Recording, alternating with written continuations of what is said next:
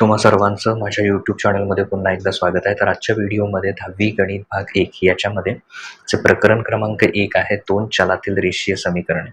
त्याच्यातला संकीर्ण प्रश्नसंग्रह 1 मधला जो प्रश्न क्रमांक 1 आहे, खालील प्रश्नांसाठी दिलेल्या पर्यायापैकी अचूक पर्याय निवडा. तर त्यातले जे काही 5 प्रश्न आहेत ते सर्व प्रश्नांची उत्तरं आपण या व्हिडिओमध्ये बघणार आहे. तर त्याच्यातला पहिला प्रश्न जो आहे तो आपल्या समोर आहे.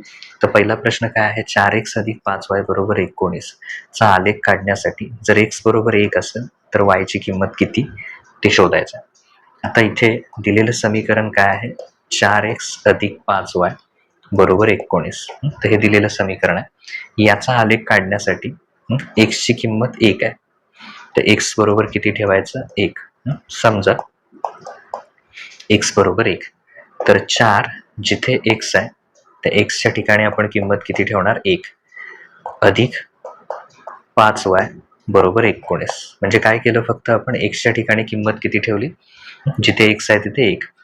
आता 4 1 म्हणजे मध्ये गुणाकार असणार आहे, 4 1 4 अधिक 5y = 19. आता त्याच्यानंतर हा अधिक 4y इकडे येऊन काय होईल, वजा होईल. म्हणजे इथं काय राहील, फक्त 5y. 19 आहे तिथेच आहे, फक्त अधिक काय झाला, इकडे येऊन वजा 4. त्याच्यानंतर 5y बरोबर 19 मधून 4 गेले, किती उरले, 15. तर गुणिले आहेत ते इकडे येऊन काय होतील, भागिले. तर y बरोबर 15/5 म्हणजे y बरोबर 5 1 5 5 3 15. म्हणजे y ची किंमत किती आली, y बरोबर 3. म्हणजे कुठला पर्याय बरोबर असणार आहे, पर्याय बी 3 हे त्याचं अचूक उत्तर असणार आहे. ओके.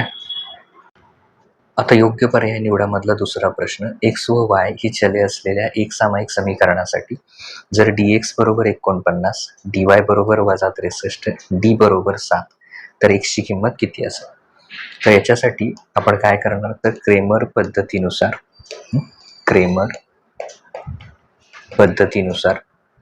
ती क्रेमर पद्धत काय सांगते आपल्याला, जर का आपल्याला x ची किंमत पाहिजे असेल तर त्याचं सूत्र आहे dx/d.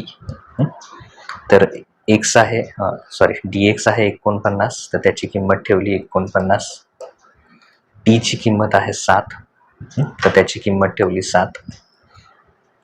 तर x बरोबर 7 1 7 7 7 49 म्हणजे किती आले, x बरोबर 7. तर x ची किंमत येणार आहे 7. म्हणजे कुठला पर्याय बरोबर असणार आहे, पर्याय ए 7 हे त्याचं अचूक उत्तर. तसंच जर समजा y विचारलं असतं तर त्याचं सूत्र आहे dy/d हे y चं सूत्र आहे. तर यानुसार तुम्ही, मला इथे dy दिसतोय तुम्हाला, तर त्याच्यावरून y ची किंमत किती येते ते कमेंट सेक्शन मध्ये सांगायचं. या प्रश्नाचा पर्याय ए बरोबर आहे. तसंच तुम्ही y चं सुद्धा, जर y विचारलं असतं तर त्याची किंमत काय ते सांगा. आता त्यातल्या तिसऱ्या प्रश्नामध्ये इथे आपल्याला एक निश्चयक दिलेला आहे आणि या निश्चयकाची आपल्याला काय करायचे, किंमत काढायची आहे. तर दिलेला निश्चयक काय आहे बघा, तर ती संख्या आहे 5 - 7 3 - 4. या निश्चयकाची किंमत काढायची. निश्चयकाची किंमत काढायची असेल तर तिरकस गुणाकार, म्हणजे 5 × -4 मधलं चिन्ह वजा वापरायचं. त्याच्यानंतर 3 × -7. तर 5 × 4 केल्यावर किती येणार, 5 × 20. ह्या दोघांच्या गुणाकारामध्ये एक चिन्ह जर ऋण असेल तर ते काय द्यायचं, ऋण द्यायचं. परत याच्या पुढचे, इथे या वजाच्या पुढे किती वजा आहेत बघायचे. एकच असेल तर वजाच राहणार. आता इथे 2 आहेत, हे आणि हे मिळून 2 आहेत. तर वजा काय झाले, अधिक. 3 7 21. चिन्ह भिन्न असतील तर आपण काय करणार, वजाबाकी. म्हणजे 21 मधून 20 गेले, किती उरले, 1. म्हणजे या निश्चयकाची किंमत 5 - 7 3 - 4 = 1. तर हे तिसऱ्या प्रश्नाचं अचूक उत्तर आहे 1. म्हणजे कुठला पर्याय बरोबर असणार आहे, पर्याय डी 1 हे त्याचं अचूक उत्तर. चौथ्या प्रश्नामध्ये 2 समीकरणं दिलेली आहेत. x + y = 3 आणि दुसरं समीकरण आहे 3x - 2y - 4 = 0. तर ही एक सामायिक समीकरण सोडवण्यासाठी d ची किंमत किती असेल ते विचारलं. तर जर का आपल्याला d ची किंमत पाहिजे असेल तर सगळ्यात पहिल्यांदा ही समीकरणं लिहून घेऊया. x + y = 3 याला क्रमांक 1 दिला आणि दुसरं समीकरण 3x - 2y आता त्याला काय करायचं, हे जे -4 आहे ते इकडे आणायचं. तर -4 काय होतील, अधिक, म्हणजे 0 अधिक 4 किती येणार, बरोबर 4. तर याला क्रमांक द्यायचा 2. आता डी बरोबर, तर डी म्हणजे काय, तर x ला लागून सहगुणक काही नाही म्हणजे किती घ्यायचा, 1. तर इथं पहिल्यांदा संख्या कुठल्या आहेत, 1 आणि 3. तसं दुसरं इथं y ला लागून काही नाही म्हणजे किती आहे, 1. ते या y चे सहगुणक कुठले कुठले आहेत दोन्हीमध्ये, 1 आणि -2. ओके. तर आता इथे 1, 3, 1 आणि -2 अशा पद्धतीनं केलं. आता तिरकस गुणाकार 1 गुणिले -2, मधलं चिन्ह वजा, 1 तिरकस गुणाकार झाला की वजा चिन्ह, आणि परत 1 गुणिले 3.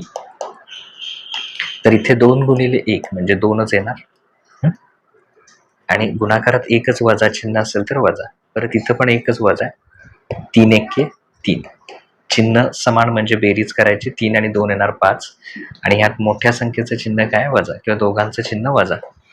तर डी बरोबर किती आले, -5. म्हणजे कुठला पर्याय बरोबर असणार आहे, पर्याय सी, -5 हे त्याचं अचूक उत्तर असणार. तर आता उदाहरण क्रमांक 5 मध्ये 2 समीकरणं दिलेली आहेत. इथं ए आणि बी ह्या एक प्रकारे संख्या आहेत असं समजायचं, आणि एक्स आणि वाय हे चल आहेत. तसं इथं यम आणि एन संख्या आहेत, यम एन डी, आणि एक्स आणि वाय काय आहेत, चल. तर या समीकरणासाठी एकच उकल असेल, उकल नसेल, असंख्य उकले असतील का फक्त 2 उकल असतील असं विचारलं. तर त्यासाठी काय करणार, आपण दिलेली 2 समीकरणं लिहून घेणार. ax अधिक by बरोबर c. दुसरं समीकरण आहे mx अधिक ny बरोबर d. तर हे 2 समीकरणं घेतल्यानंतर इथे जे समीकरण आहे, तर याच्यातलं डी शोधणार आपण. जसं क्रेमर्स पद्धतीमध्ये आपण डी शोधतो, तर तसं डी शोधायचं. डी म्हणजे काय, एक्स ला लागून सहगुणक कुठले आहेत, ए आणि एम. तसं वाय ला लागून सहगुणक कुठले आहेत, बी आणि एन. तर हे सोडवण्यासाठी काय करायचं, तिरकस गुणाकार म्हणजे ए गुणिले एन मधी वजा, आणि परत बी गुणिले एम. तर ए गुणिले एन काय होणार, ए एन, बी गुणिले एम म्हणजे बी एम. तर आता ह्या दोन्हींची वजाबाकी करायची. तर इथं काय दिलेलं आहे बघा, ए एन आणि बी एन हे समान नाही आहेत. समजा समान असते म्हणजे ए एन बरोबर बी एम, म्हणजे ए एन पण 5 असेल आणि बी एम पण 5 असेल, तर इथं 5 वजा 5 उत्तर किती येणार, 0. म्हणजे डी ची किंमत किती आली असती, 0 आली असती. पण आता इथं मुळात काय दिलेलं आहे, तर हे दोन्ही समान नाही आहेत. म्हणजे समजा हा काहीतरी 8 आहे आणि हा 5 आहे, तर 8 वजा 5 बरोबर किती येणार, 3. म्हणजे 0 नाही येणार उत्तर त्याचं कधी, याचं उत्तर कधी 0 येणार नाही. आणि त्याला कारण हे लिहायचं, ए एन आणि बी एम हे समान नाही आहेत. मग डीचं उत्तर जर 0 नसेल समीकरणामध्ये, तर नेहमी लक्षात ठेवा, डीचं उत्तर जर 0 नसेल तर त्या समीकरणाला नेहमी एकच उकल असते. म्हणून याचा पर्याय कुठला बरोबर येणार, पर्याय ए. आणि जर डी बरोबर 0 आलं तर अनंत उकली असतील, किंवा काही याच्यामध्ये उकल नसेल असं, तर असंख्य उकल असू शकते. त्यामुळे डी बरोबर 0 हे जे आहे ते जर आलं तर असंख्य उकली असू शकतील किंवा उकल नसेल. पण डी 0 नसेल तर त्याचं उत्तर काय ना, एकच उकल असेल. ओके.